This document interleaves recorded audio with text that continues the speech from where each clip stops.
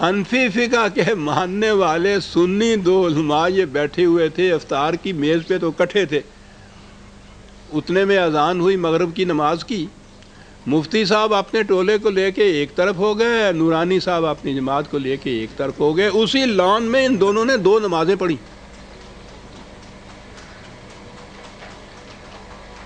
مملکت کے لیے کامن لا ہمیشہ بنتا ہے، ایک قانون ہوتا ہے نا ساری مملکت کے لیے. قانون اگر 2 ہو جائیں تو ایک مملکت وہ رہتی نہیں ہے. اگر یہاں قانون ہے کہ بائیں طرف کو چلو تو سارے ملک کے لیے یہ ایک قانون ہے. اگر یہاں 2 قانون ہو جائیں کہ بائیں طرف کو چلو بھی قانون ہے اور دائیں کو چلو بھی قانون ہے، تو پھر دیکھیے چوراہوں پہ کیا ہوتا ہے. مملکت کی بنیادی شرط یہ ہے مملکت ہونے کے لیے کہ اس میں پبلک لا کا ضابطہ ایک ہوتا ہے. یہاں نمازیں 2 الگ الگ پڑھی گئیں، پھر کھانے کی میز پہ پھر اکٹھے ہو گئے. اور اتنا ہی نہیں، صدر مملکت جنرل ضیاء الحق نے ایک دفعہ مولانا نورانی صاحب سے کہا کہ مجھے یہ سن کے بڑی خوشی ہوئی ہے کہ آپ ہر امام کے پیچھے نماز پڑھ لیتے ہیں. انہوں نے کہا کہ معاف فرمائیے، آپ سے کسی نے یہ غلط بیان کیا ہے. ہر امام تو ایک طرف، ہم تو امام کعبہ کے پیچھے بھی نماز نہیں پڑھتے.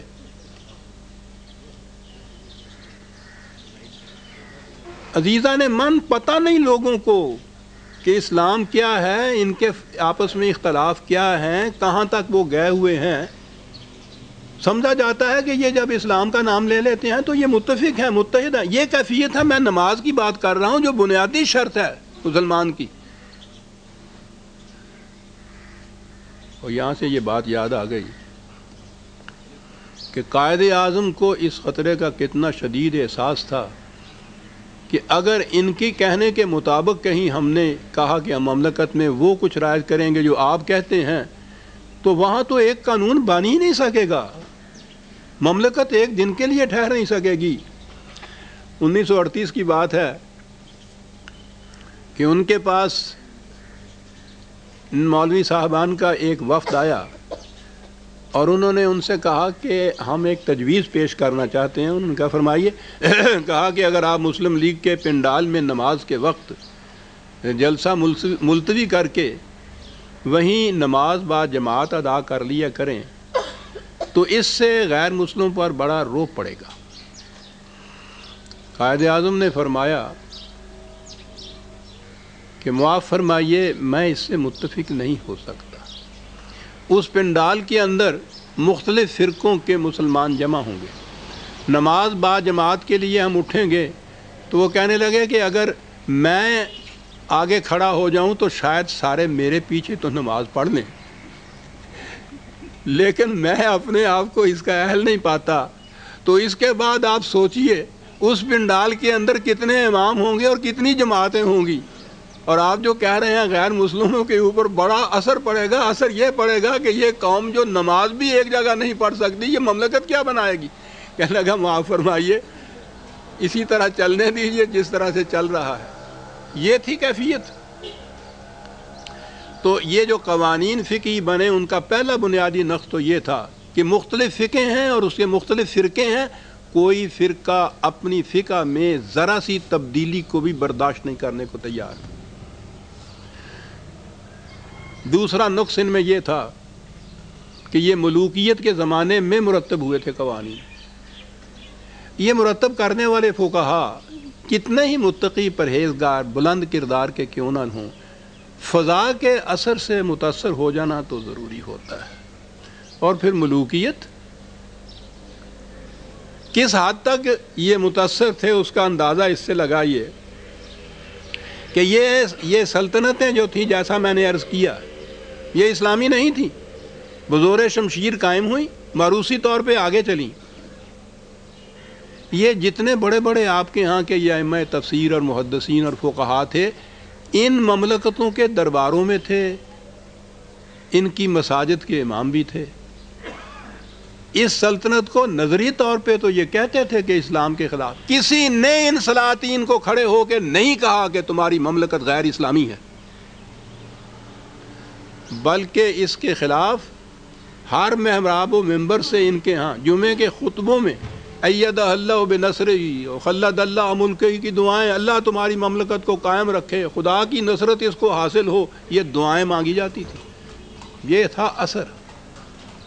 اور یہ جو پھر اس کے ان تاثرات کے مطابق جو فقہ مرتب ہوئی، ایک آدھ مثال پیش کرتا ہوں ورنہ مثال تو سینکڑوں پیش کی جاتی. فقہ حنفی میں یہ ہے کہ سربراہ مملکت سے اتنی رعایت انہوں نے کی ہے کہ قتل کے جرم کے سوا کوئی اور بھی جرم ہو جائے اس سے مواخذہ نہیں کیا جا سکتا. اور محدثین کے ایک گروہ نے تو یہاں تک کہا ہے کہ مواخذہ ہی نہیں، ان کے کسی جرم کا چرچا بھی نہیں کیا جا سکتا. اور ایک تاریخ یافی میں ہے کہ ایک گروہ وہ آیا تھا اسی مملکت کے زمانے میں سلطان کے یزید بن عبد الملک کے وہاں آ کے اس نے یہ کہا تھا کہ یہ اسی دنیا کی بات نہیں کہ آپ لوگوں سے کسی جرم کا مواخذہ نہیں کیا جائے گا، آپ لوگ قیامت میں بھی ویسے ہی بخشے جائیں گے. اندازہ لگائیے ان اثرات کے ماتحت جو فقہ مرتب ہوگی وہ کس قسم کی ہوگی. تیسری بات یہ ہے کہ یہ بہرحال وقتی قوانین تھے، انسانوں کے بنائے ہوئے تھے. ابدی اور غیر متبدل تو صرف خدا کے قوانین ہو سکتے ہیں. انسانوں کے قوانین کو اگر آپ یہ تصور کریں گے تو یہ شرک ہو جائے گا. خدا کے کسی قانون کی مختص جو صفت ہوتی ہے انسان کے کسی قانون کے ساتھ وہ لگا دی جائے تو اس کو شرک کہتے ہیں. خود یہ فقہا جو تھے انہوں نے بھی کبھی یہ نہیں کہا تھا کہ ہمارے قوانین جو ہیں یہ ابدی ہیں، غیر متبدل ہیں، بلکہ تاریخ میں تو خود امام ابو حنیفہ جیسے جو امام ہیں فقہ کے، ان کے واقعات درج ہیں کہ انہوں نے یہ کہا تھا کہ میں جو کچھ کہتا ہوں اس کو ابدی طور پہ نہ لکھ لیا کرو اپنے پاس. میں آج ایک چیز کہتا ہوں، کل ہی مجھ پہ یہ واضح ہوتا ہے کہ نہیں میں نے غلطی کی تھی، میں اس میں ترمیم کر لیتا ہوں. تو تم کیا سمجھتے ہو کہ یہ ہمیشہ تک کے رہنے کے لیے؟ خود اپنی فقہ کے متعلق انہوں نے کہا کہ میں تو روز اس میں ترمیم کر سکتا ہوں. یہ تھے فقہ کے مطابق جو قوانین اس دور میں، اور اس کے بعد 1000 سال میں ہمارے ہاں یہی اسلام چلتا آیا. وہ جو شرط والا تھی قرآن والا اسلام کہیں قائم نہیں ہوا. ہمارے 1000 سالہ دور کے اندر اسلامی مملکت کبھی قائم نہیں ہوئی. اسلامی مملکت کی جو شرط یہ تھی نا کہ قانون قرآن کے مطابق قائم ہو، قرآن کے مطابق سارا کاروبار اس کا ہو، یہ ہوئی نہیں. یہ اسلام جو تھا فقہی قوانین والا یہ چلا آ رہا تھا. ہندوستان میں انگریز آیا اس کو بھی یہ سوٹ کرتا تھا. مملکت کے معاملات اپنے پاس، یہ جو تھے فقہی قوانین علماء حضرات کے پاس، یہ اس میں بہت خوش تھے. اب یہ ایک نیا وہاں جو مطالبہ اٹھا کہ ایسی مملکت ہم قائم کریں گے جس میں حکومت قرآن کے مطابق طے ہوگی، تو انہیں پتا تھا کہ اس میں سب سے پہلے تو یہ مذہبی پیشوائیت ختم ہو جائے گی نا. قرآن 3 چیزوں کو ختم کرنے کے لیے آیا تھا: ملوکیت یعنی شخصی حکومتیں، مذہبی پیشوائیت، نظام سرمایہ داری. تو انہیں سب سے پہلے یہ دھڑکا تھا. چنانچہ انہوں نے وہاں یہ کہا، اور کیا کہا، ان کے الفاظ سن لیجیے.